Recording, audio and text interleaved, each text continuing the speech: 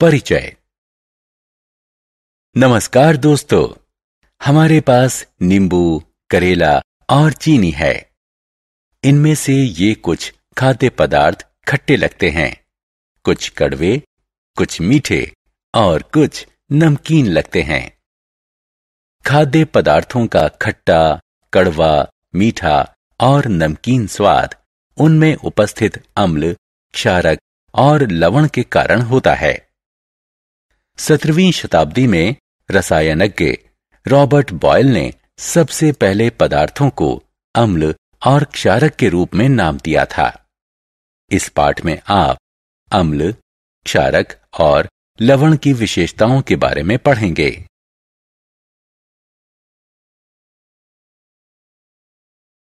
उद्देश्य। इस पाठ के अंत में आप निम्न करने में सक्षम हो जाएंगे: अम्ल, क्षारक और लवण को परिभाषित करना, अम्ल और क्षारक की विशेषताएं बताना,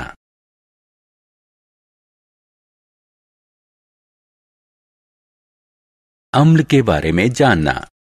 हम में से बहुतों को पदार्थों का खट्टा स्वाद पसंद है। आपने ध्यान दिया होगा कि जब हम जूस को पीते हैं तो इसका स्वाद खट्टा होता है। साधारण तौर पर खट्टा लगने वाले पदार्थों में अम्ल यानी एसिड होता है। कुछ खाद्य पदार्थों में सिट्रिक अम्ल होता है, जिसका स्वाद खट्टा होता है। एसिड शब्द की उत्पत्ति लैटिन शब्द एसियर से हुई है, जिसका अर्थ होता है खट्टा।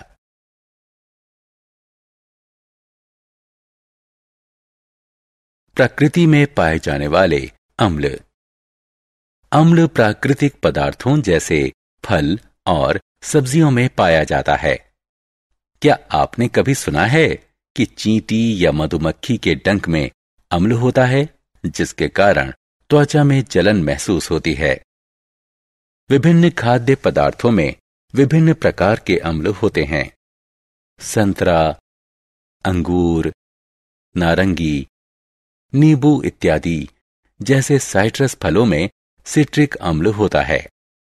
हमारी रसोई में पाया जाने वाला सिरका तनु एसिटिक अम्ल होता है। अमरूद, संतरा, रसभरी इत्यादि में एस्कॉर्बिक अम्ल पाया जाता है। मैलिक अम्ल बहुत से फलों में पाया जाता है। सेब में एस्कॉर्बिक अम्ल काफी अधिक मात्रा में होता है। ज्यादातर बच्चों को ज्यादा पनीर वाला पिज्जा पसंद होता है। पनीर और दही में लैक्टिक अम्ल होता है।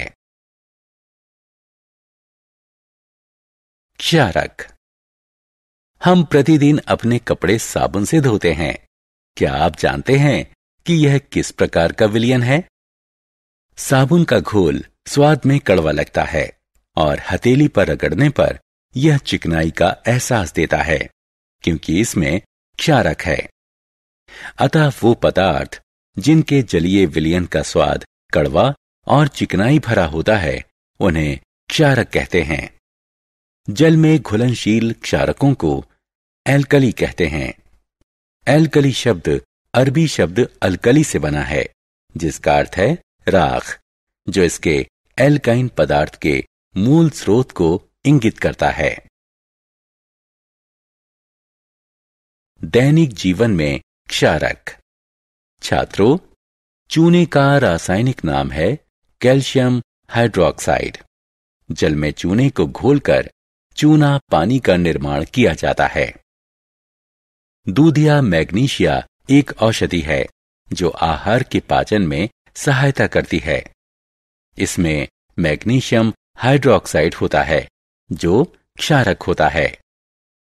जब आपकी मां खिड़की साफ करती हैं, तो वो जिस विलयन का प्रयोग कर रही होती हैं, उसे हथेली पर लीजिए और महसूस कीजिए। आप अपनी हथेली पर चिकनाई महसूस करेंगे। वो इसलिए क्योंकि क्लीनर अमोनियम हाइड्रोक्साइड से बनते हैं, जो क्षारक होते हैं।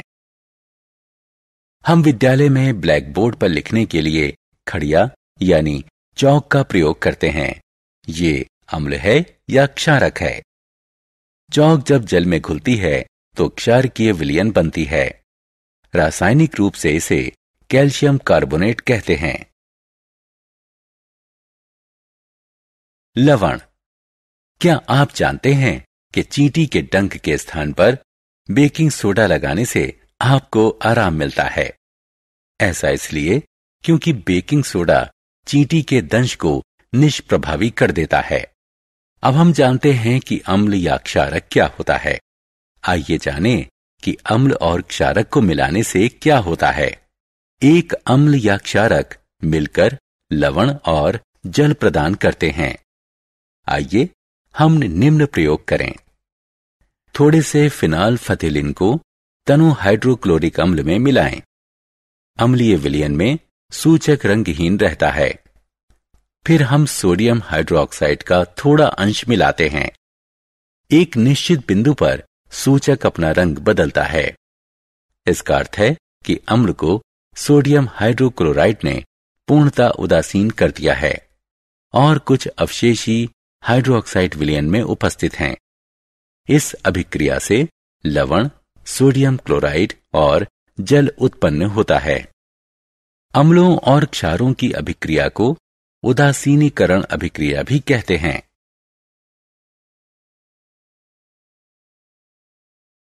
हमारे दैनिक जीवन में उदासीनीकरण। कभी कभी हम अपने पेट में जलन महसूस करते हैं। ऐसा क्यों होता है?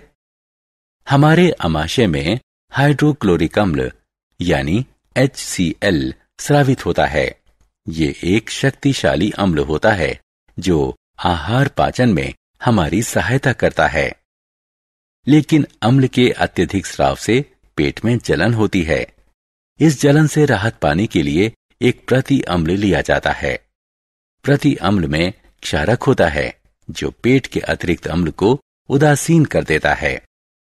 हम जिस मृदा को कृषि के लिए उपयोग करते हैं वो भी अपनी प्रकृति में अम्लीय या क्षारीय हो सकती है। क्षारीय मृदा में जैविक पदार्थ मिलाए जाते हैं जो अम्ल निर्मुक्त करते हैं। इस तरह मृदा उदासीन हो जाती है। बहुत से कारखाने अम्लीय अपशिष्ट निर्मुक्त करते हैं जो जलाशयों के पानी में गिरने के बाद उन्हें क्षति पहुंचाते हैं। परिणाम स्वरूप जलीय जीवों की मृत्यु हो जाती है। अतः अम्लीय अपशिष्ट के निस्तारण से पहले उन्हें क्षारक जैसे बुझे हुए चूने से उदासीन किया जाता है।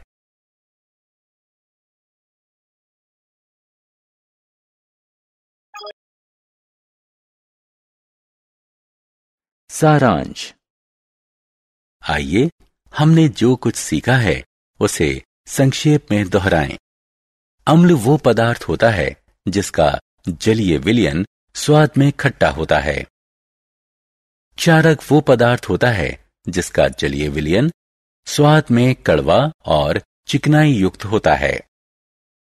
जब अम्ल क्षारक के साथ अभिक्रिया करता है तो लवण प्राप्त होता है। अम्ल और क्षारक की अभिक्रिया को उदासीनीकरण कहते हैं। उदासीनीकरण का हमारे दैनिक जीवन में महत्वपूर्ण भूमिका निभाता है।